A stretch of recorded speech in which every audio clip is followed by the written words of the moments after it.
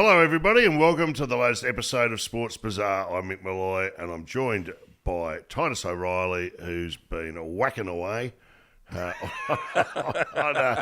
mean this in the night, hard at it, I don't know if hard pounding the sporting pavement. None of this sounds very good, does it? going there. Doing all the heavy lifting once again, and bringing something to the table. And I have no idea what you're about. This one to you don't even present to know the me, title, so like nothing. I'm full of anticipation. You want to give a clue first, or are you just going to wait It's on an it? Australian story, Is it? and we're going into a sport we haven't done before.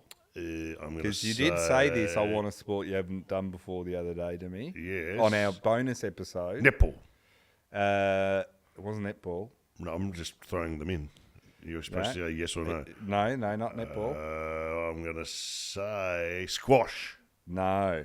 We should do squash, though. Some colourful characters in squash. Well, we had a big chat about this on one of our bonus episodes. If you're not a member, this is the kind of luck. This is the stuff you get. But we did have a chat about what sports we've done. Darts was the one you suggested. I think darts is presenting itself. It's a rich tapestry, darts. Where do you start? We got 3 episodes out of table tennis, so you know. We got 3 episodes, and what did we get? We got 2 episodes, I think, out of billiards.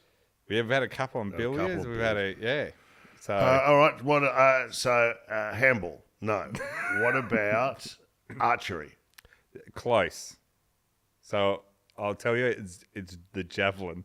The javelin. Yeah, an I underrated. was never going to get that. No, but archery's close. Now, the guy we're going to be talking about, let's start off. It takes us to Adelaide. When you think of javelin, Yeah. what do you think of? Well, see, I think of the Russians. Yes, tell the story. Have we done this? But it's a good I don't one. think we've done We've done this on radio, but we haven't done this on the pod. Do you want to before. break it out here? Yeah. So it was the Moscow Olympics, It's such a good story. and what happened is it was held in this huge, I think it was called Lenin Stadium or something. And what happened is They're all throwing the the javelin. The non-Russian competitors would get up and throw the javelin, and they'd get it recorded or whatever, and they were all doing fairly well. And then the Russian throwers would get up, Yeah.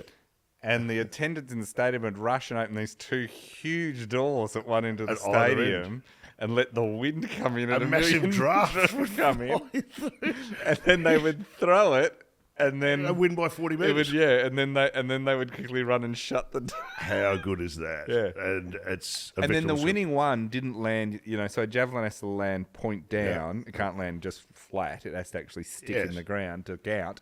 And the last one that won didn't, but the judges just went, no, that's fine. So that's one. I know you're shocked at the Russians cheating. I can't believe it. They have no history of systematic cheating.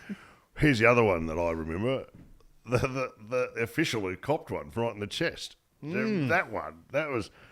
you've got one job when you're an official at javelin. That's not to get hit by the javelin. I know. And someone's hoiked it. It stuck out, didn't it? Oh, he was yeah. standing there, and the thing went doing, and Yeah. it was vibrating. You realise it was a spear. It's a proper it's a spear. The That's guy where got, it comes from. got speared at the Olympics. Yeah.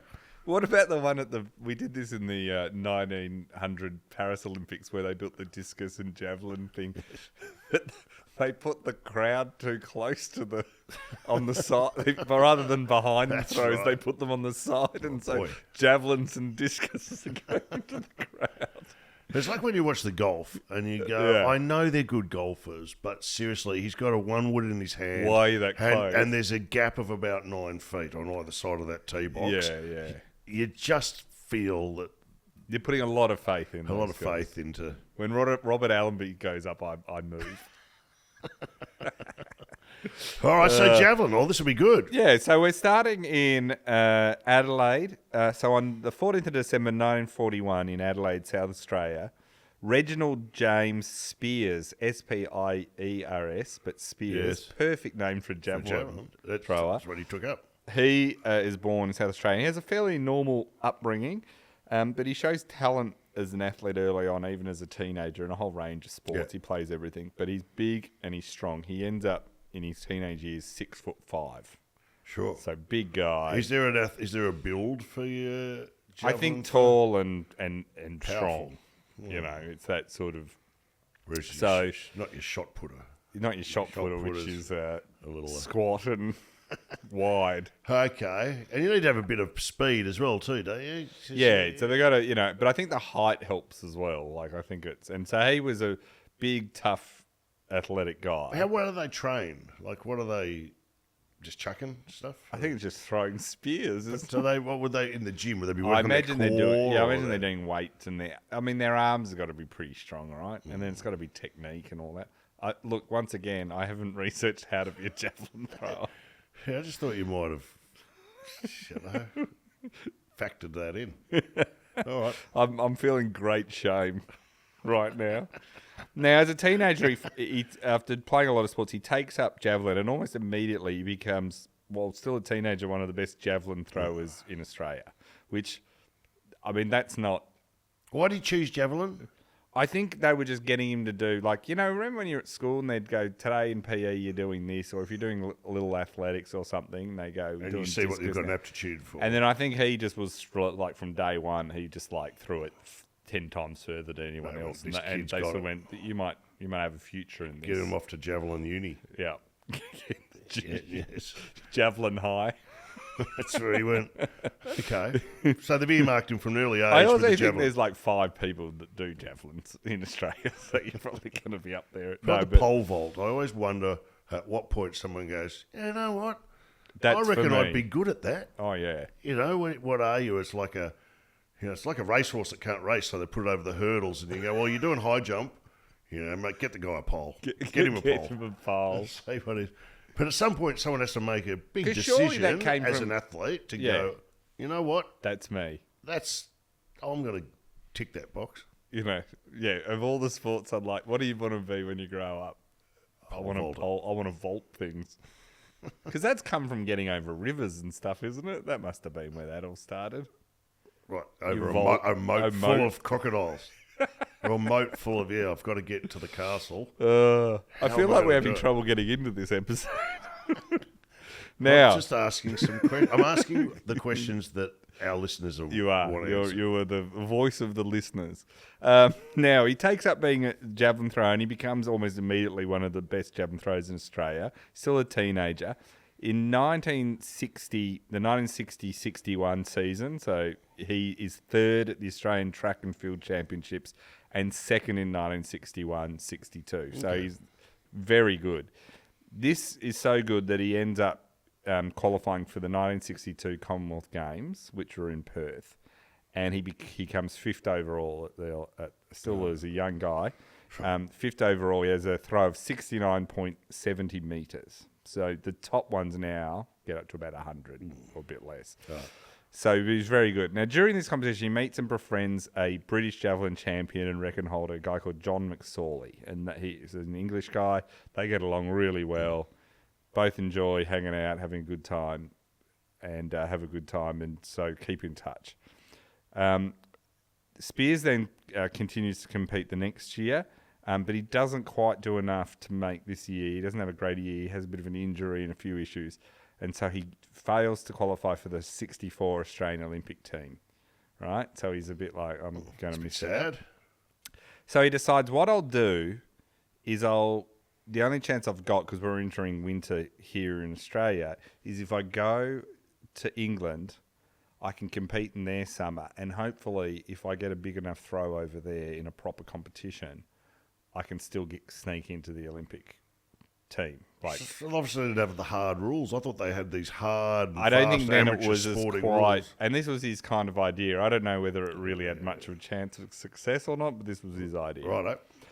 So you got to remember, his family's not rich or anything. So he decides he works his passage to the England on an oil tanker, right? So he's like having to work on the oil tanker to get there. Yeah. And then he gets there, he docks there in Newcastle on Tyne, and he has to sell a razor to afford the train ticket to get to London. Wow. And then he shows up at John McSorley's doorstep, the British javelin man he met at the Commonwealth Games. They hasn't seen him since the Common Game a few years before. Yeah. And says, I'm here. Right. I'm here to train. I'm here to, and can Mind I if stay I stay? here? And so he's got no money. He's got a javelin on one shoulder, his suitcase in the other hand. Yeah, that's it. No money. He had Yeah. to sell his razor to get to the, Yeah. and so But McSorley says no problem at all. So he starts training with McSorley at St Mary's College in Twickenham, and he passes himself off as a student there. He's not. And then the organisers of the Triple A Championships in England allow him to compete as a guest. And the problem for both him and McSorley is their injuries mean they've both got carrying injuries. They both don't throw well, and they both miss out on the Olympics. They're not going to make it, right? So he takes up an airport job working in the export cargo area for Air France while he's figuring out what to do next. He needs money. In London? In London, at Heathrow. He's trying to figure out what to do. He's saving up money for his return trip back to England. And then one day his wallet's stolen and it's got all his savings. And he realises, I've got no money and I can't get home and I'm stuck here in England. Yeah. I can't afford a flight home or anything. Yeah. So he's left his wife and daughter back in Adelaide. He's missed out on the Olympics. He's got no money and he's starting to really miss them. And his daughter's birthday's coming up in about He's a in month. a bit of a pickle. So he's in a real pickle. And so he and McSorley go for a drink at Twickenham's Crown Pub in October 1964. And he says to McSorley, I've come up with a plan to get home. And he says, well, you got no money. How are you going to do that? And he goes, well, you know, we work at the export cargo section at Air France. Oh, good Lord. And I've noticed you can send a package home and you don't have to pay. It's paid cash on delivery. Jesus. No. And I've seen animals go through. Oh, my God. And I think... No. And I think I could mail myself home. Oh, brilliant. And McSorley goes, what are you talking about? This is ridiculous. But they're having drinks and they're having fun and they start What hotel laughing. they at? They're in Twickenham at the Crown Pub. I reckon there are a few jars. There are in, a few so jars This in. is the plan. Yeah. And McSorley's also like, he's a bit of a hippie. He's a weird mix of a hippie and an athlete. Right? He didn't reject the idea outright? Oh, well, McSorley says, I don't think you should do it. But Reg Spears is a bit of an athlete and a hippie. He likes to smoke a lot of marijuana. He likes, and he's very lateral in his thinking. Clearly. So he's kind of the guy to come up with this idea. And McSorley, the English guy, just thinks, no, this isn't going to work. But they start laughing about the idea and stuff, and they start talking about it. And he says, look, he says to McSorley, look, working at Air France on the cargo part, I know the size of the box you can send, how big a box you can send.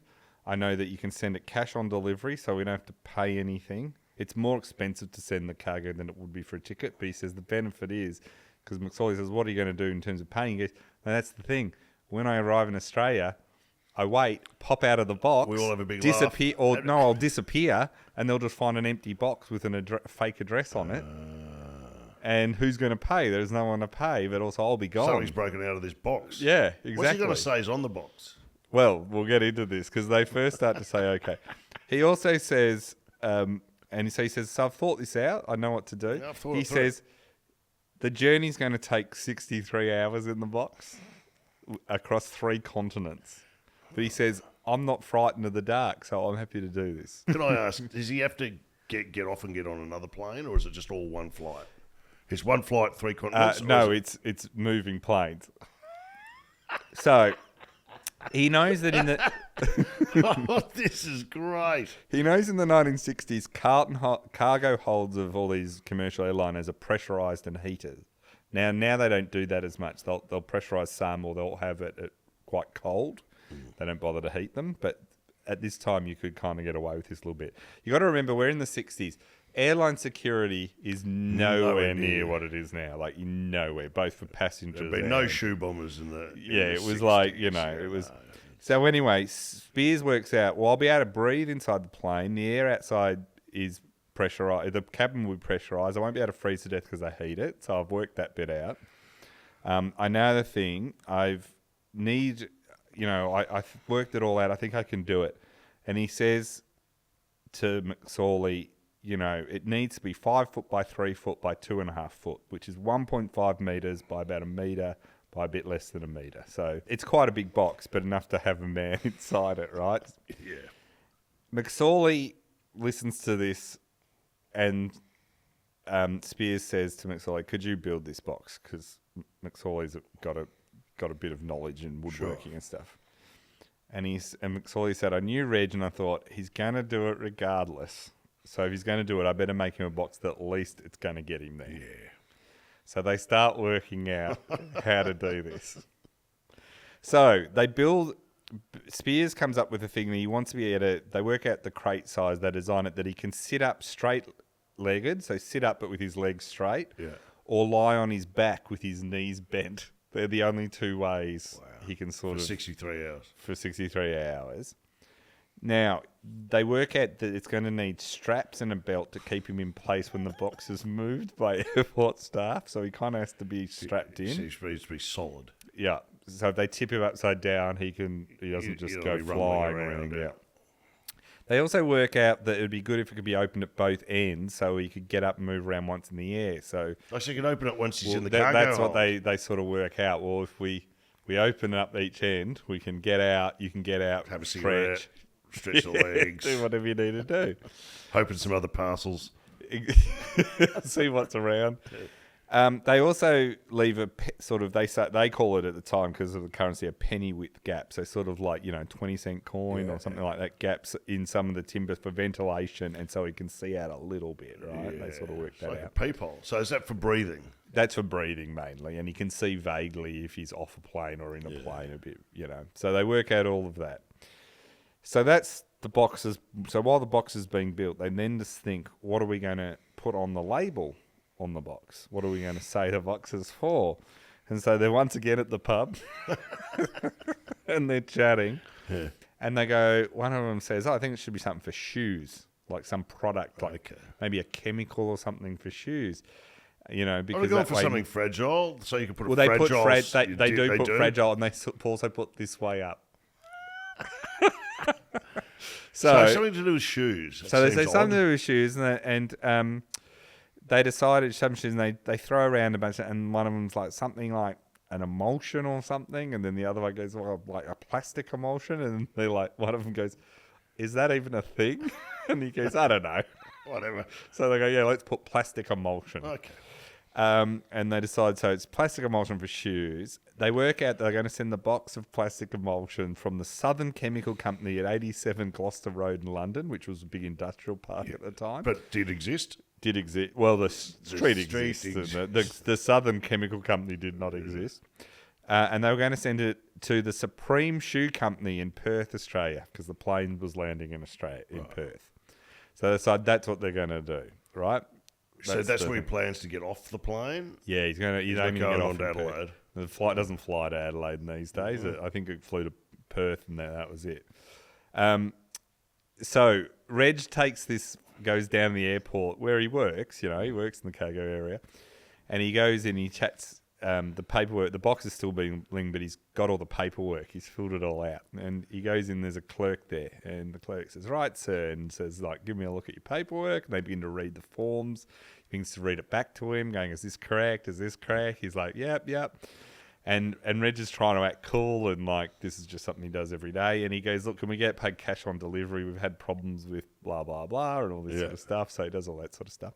The guy goes, "Yep, sure." And he can't believe how easy it is. And then the guy says to him, "So your company wants to send a crate of plastic emulsion to Perth. Addresses are clear." He says, "Plastic emulsion? I don't think I've heard of that one before." And Reg says, "Oh, that surprises me. It's been around a long time."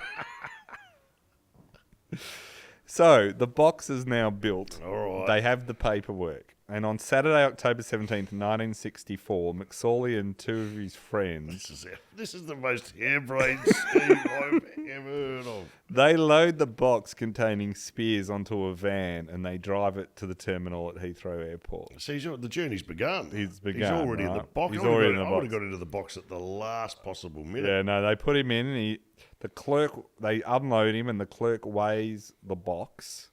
And McSorley hands him over all the freight forms and they all start checking stuff up. And then it's just in the form where there's a counter, and they say, McSorley says, "Do you need us to do anything?" He said, "No, just leave it there. We'll get rid of it in a sec. We'll get a forklift in and move it." And he's like, "Okay." And he sort of pats the box and goes, "All right, well, we'll see you later."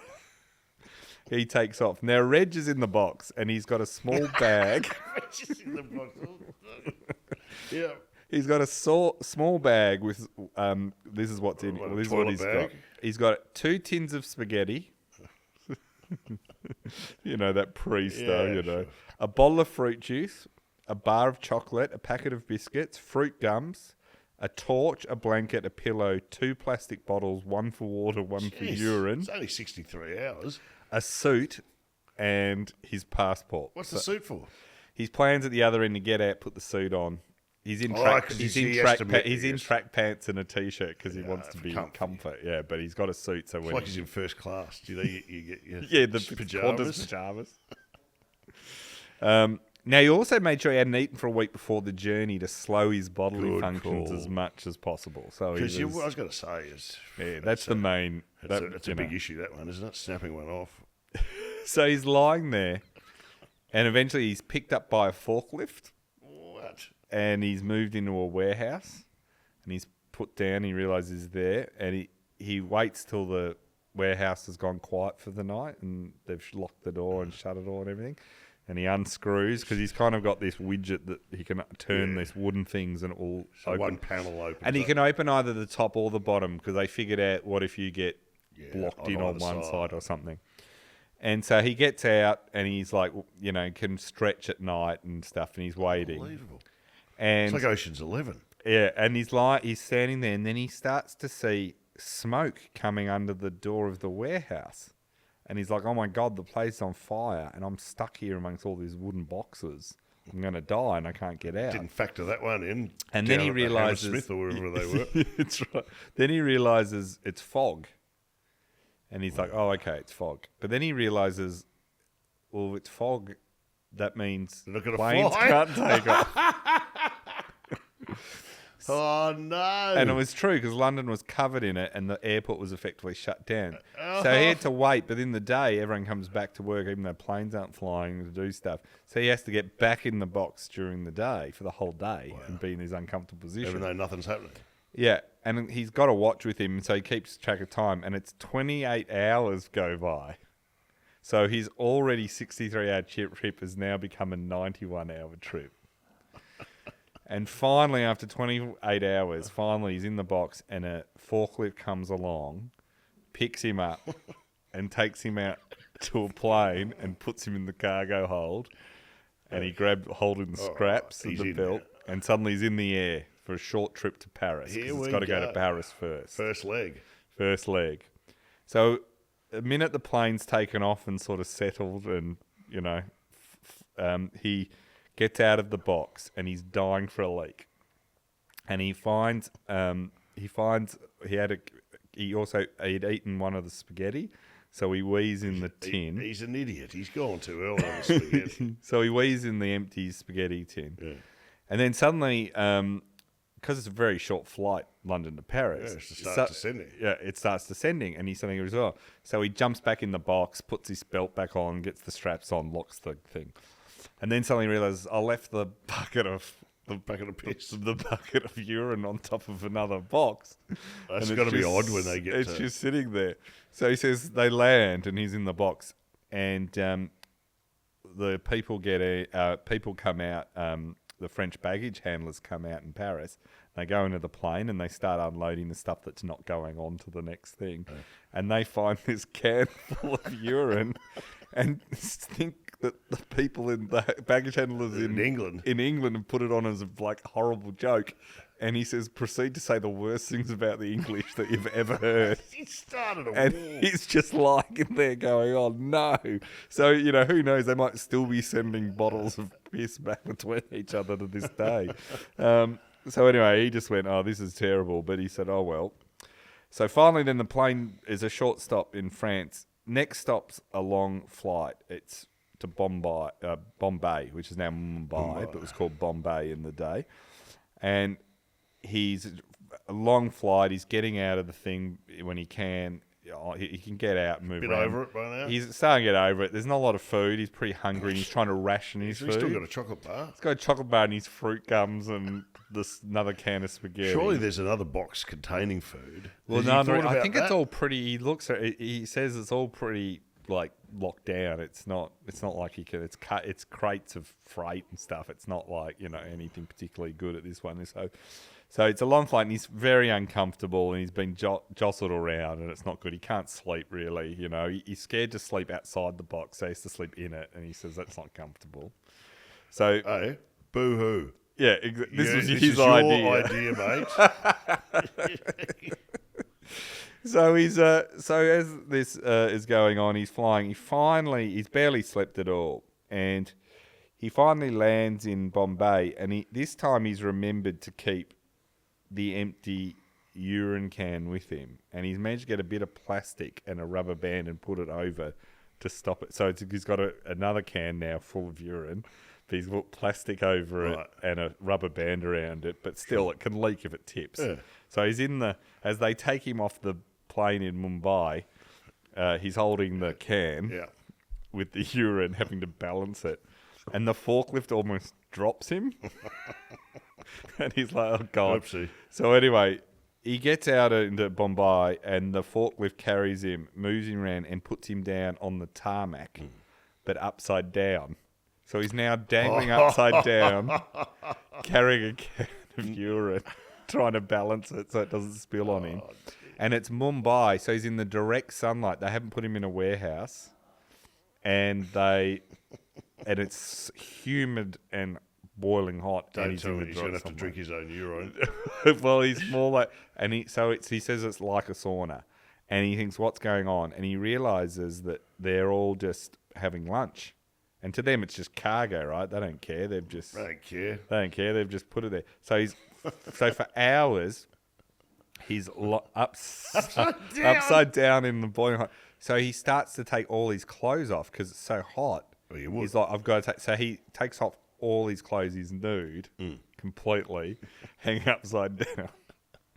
And then he realizes two guys are sitting on his box. On his box. Having lunch, chatting, while he hangs naked upside idea down, there's naked man upside down holding a can of urine under them. So he's going, and he thinks, I'm going to die. And he goes, I almost died. It was like dehydration and all that. It's really grim for him. Finally, they turn him over and he's like, okay. And he just says in his head, imagine they find me now, naked man in box. Like in What would they Bombay. do? Oh, he's like, this is, who knows? You'd have to There's a get off lot in of Bombay. explaining. There's a lot of explaining. So finally, they move him around the right way, and they finally put him onto another aircraft. And he's like, Good to go. This almost killed him. What's his He's next like, stop? This is next stop. Next stop's a fuel stop in Singapore. Oh, that's got to get hot. Yeah, but he doesn't have to get out. Okay. So the plane stops, it's a fuel stop, and it's all going fairly well. He has to get back in the box while they stop, but then he can get back out again.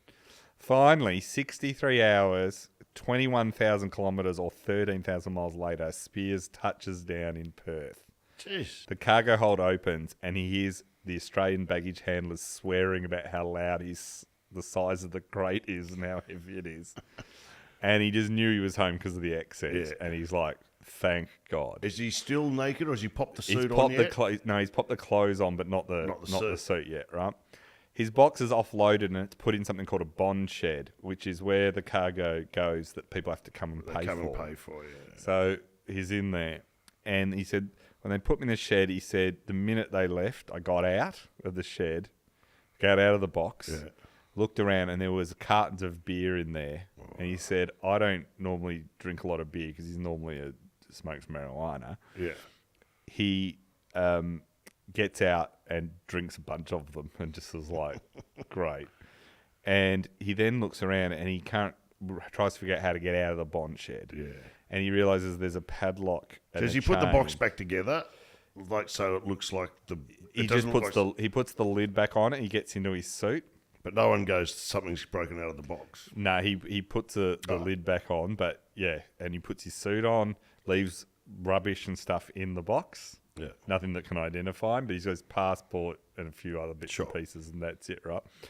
and he has to figure out how to get out of the shed. And he can open the door a little bit, but then you can see it's chained on the outside with a padlock. So he looks around and he sees this big. Luckily, there's a workbench and there's a huge bunch of bolt cutters. Yeah. So he gets them, cuts the padlock, Yes. sneaks along a bunch of various there's outbuildings and stuff, and sneaks up near. And I just think the security at the time is nothing like Of course. now, right? But this surely he's home and hosed now because he's out of the shed, he's out of the box. Well, he's going around a bunch You of- can make up an excuse as to how you end up there. I'm Yeah, lost. He hides behind a bunch of warehouses, and then he sees an Ansett plane, which is, for those overseas, that's an old Australian airline that doesn't exist anymore. And he sees the passengers start to disembark. And this is when passengers would disembark on the tarmac, Yeah, that's the right. stairs would be brought So out. he could just and join the queue. So he just slowly sneaks up and joins the This is queue, gold. gets out his passport, and goes through immigration. And he's Because this is where there's not computers, right? So there's not like, they're not even looking at half. Yeah, They just no. check you've got an Australian passport. right. He's got one, and he walks through. And so out he goes, and he gets outside, and he hitchhikes across the Nullarbor, Yeah. gets to a point where he can't get, and a priest gives him the money for his rail trip for the rest of the way home. And he finally arrives in Adelaide, back in time for his daughter's birthday. He has trouble convincing his wife that the story is true. She doesn't believe him. She's like, "You just flew home." Has he rang his Like, mate so- back in? So, in well then, England? so 1 week after he's got home, oh, 1 week after he's left, John back in London starting to worry because he hasn't heard. Hasn't heard. And he has visions that he's dead in some warehouse tarmac or in dying. Bombay. In Bombay or in some. So he says, well, he thinks he can't. He can't get in contact with him. And this is before. This is Yeah, like there's not it's internet. telegram It's days. telegram and phone. But if you can't. So he eventually panics and he says. He's got a good friend, James Coote, who's a sports correspondent at the Daily Telegraph in London. And he rings him and says, hi, it's John McSorley. He says, oh, how are you going? How's the javelin going? And he's like, oh, yeah, I'm injured at the moment, but I've got to tell you this story. I'm in a bit of trouble. I helped a mate fly back to Australia in a box, and I haven't heard of him. And James Coote goes, who's the journo at Daily Telegraph, goes, sorry, you're going to have to repeat that entire story. Daily Telegraph in London or Daily Telegraph in London. In In London. Okay. And he can't believe him. And he says, I do believe it because I've met Reg Spears before, and he's a man who would do something like this. So, and John says, well, I'm only contacting you because I think he might be dead somewhere and I'm panicked. And he says, well, look, I've got a contact in Adelaide, a guy called Greg Denton, who's a journalist that I met overseas. I met him at the Commonwealth Games too. I will call him and get him to look into it. So Greg Denton the next morning wakes up. He's having a shower. He has to get out of the shower to answer the phone. And it's James Coote saying, oh, Cootie, this better be good. What is it? It's very early in the morning. And then he's like, oh, my God, that is unbelievable. Only Spears could carry off something like that. Yeah, I know well. He's an Adelaide man. He said, wait till the airport people find out. That'll be one hell of a bloody raucous. And so he says, I'll track him down. Yeah. So he tracks Reg down, and now the story is suddenly front page news in both England and Australia, right?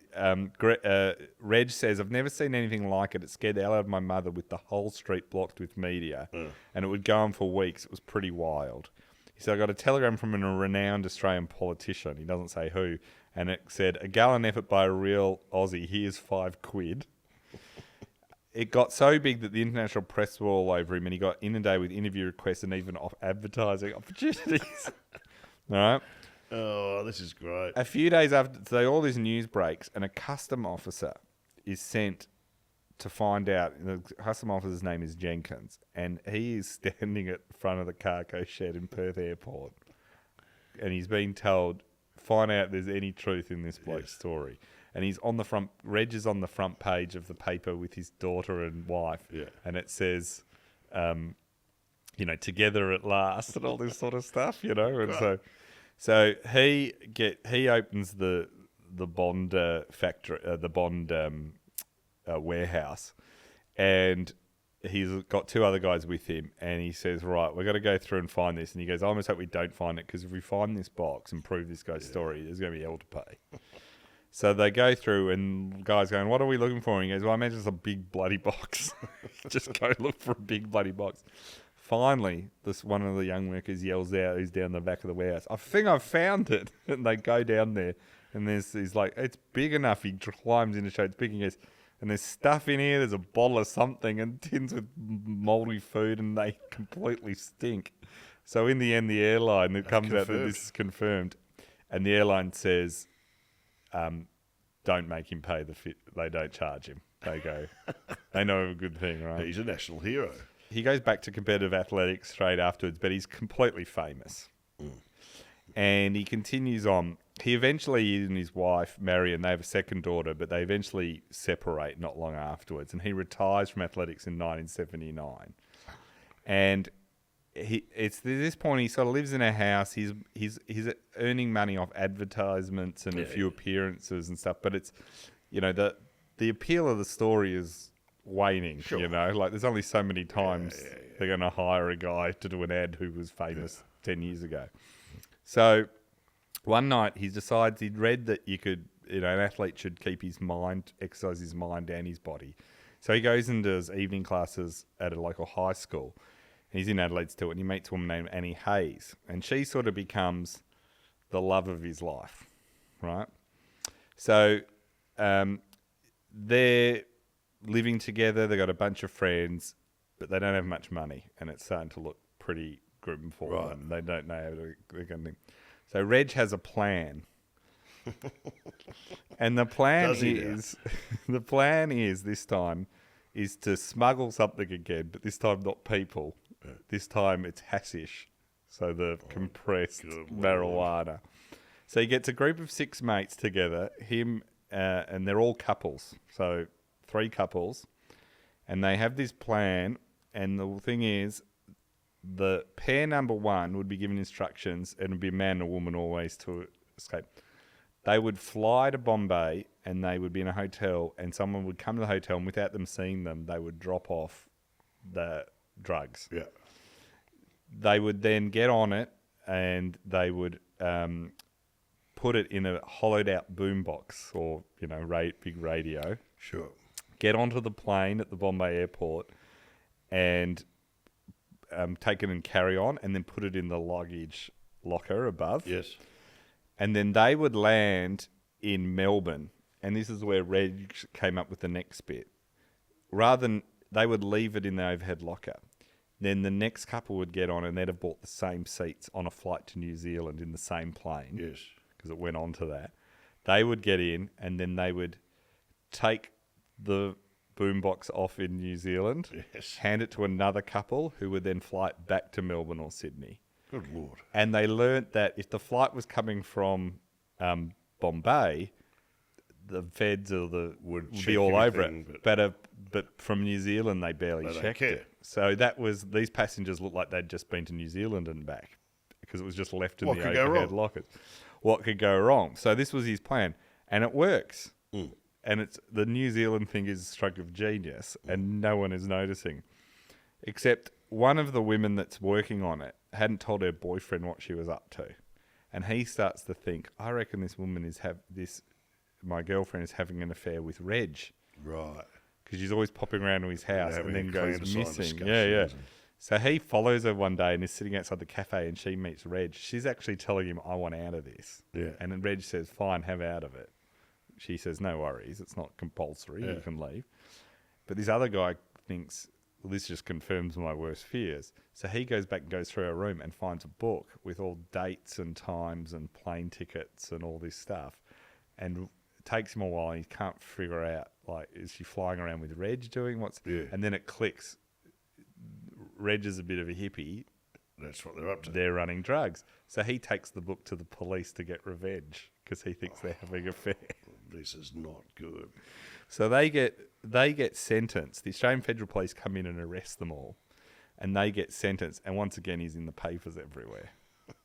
Right? He's charged with trying to import $1.2 million of cannabis resin into Australia. Yes. And he's got he pleads guilty and he's sentenced to 10 years, and Annie gets 6. So Wow. he says, "I've got no intention of going to jail." So Has he got another plan? He's got another plan. He and Annie and another member of the group, Nico Alexopoulos, they decide we're going to do a runner. So they get fake passports. They use people's names they know. This is identity theft back when I think it was a lot easier in a way. Sure. Reg becomes Bruce Pennington. Annie becomes Sonia Priestley. And Nico gets a name like Jake, which he says does not work for a Greek guy, but we'll just stick with it. And they flee. They manage to get on a plane and they end up back in India. They land in India. This federal police notify Interpol and they're now, but they don't know what names they flew out on. So they are now completely on the run. And they're in Bombay and they get the paper one day and it says top athlete skips bail on drug charges. So now they are complete... like fugitives on the run. So they lay low for a while and they need to make money, and Reg makes friends with a guy called Kurt Danson and they come up with a plan to make some money. Yes. Nico at this point decides, I might leave. I'm done. I'm done. Yeah. So he leaves. So it's January 1982 and they come up with another idea, and this idea is they're in Kochi, and this is where the big port is in India, right? Big cargo ships. And Reg's plan and Kurt's plan is to scuba dive down below the hull of a cargo ship Jesus. and weld a metal box full of drugs onto the bottom. These guys are high on their own supply, I reckon. And it's heading to Australia, and then someone at the other end will swim down and take it off. Wow. And that's how they're going to do it. So they've attached it to the hull. This is their plan. So Kurt gets work at a boat shop in India, and they work out. He says to the boss one day, "Can I borrow some of the scuba diving gear and stuff because I'm fixing a mate's boat?" And the guy goes, "Yeah, absolutely. Just bring it back on Monday." So they got all the equipment, welding equipment, underwater welding equipment, and everything. Right. So they go out to the port. They identify the ship they're going to target, and they get into the water, and it's night time, so it's pitch black. And they're going along and they realise that suddenly there's this strong current that they're swimming against. And they're like, oh, this isn't good. And they can't find the ship because once in the water, it's a lot harder to tell what ship's what. But they finally figure it out. They get there. And they're both exhausted. And Reg says, I'm going to dive down and have a look at where we're going to weld this on. And Kurt's up above and he's not as fit as Reg. And he's having trouble stopping the box and himself from drifting in the current. Yeah. So he's like really struggling up there. And finally Reg comes back and Kurt says, I'm exhausted. And Reg says, we've got to do this anyway. We've got to get it done. Yeah. So they dive down, but suddenly they realise that this is an airtight box that they've put it in. Still has air in it. It's not going to... So when they go underwater, they're like, you know, like a foam thing you put underwater and let go and it shoots back up. Yeah. So it starts doing that. So they're both trying to like scuba dive down with this box. Well, they get halfway down and then it goes. So they're struggling with this and it's all like a complete mess. And then suddenly they hear this boat because it's making a lot of noise when it splashes to the surface. And suddenly there's spotlights on them and this boat pulls up and there's 3 Indian port police on it. And they're all laughing. And they pull them out of the water and they realise these 3 guards are drunk and they got guns and everything and they go, this is not good. We're in trouble. And the police are talking but they can't understand what they're saying. And they drive Reg and Kurt are like, we're done for. They got boxes in the boat and everything. And finally they drive up to the jetty and the police say, get out. And they get out. And then the police drive off. And Reg and Kurt realise that the police just have thought they're idiot tourists. They're idiots. Yeah. And just have let them go. So Reg says, we know what to do. Get the air out, then seal it.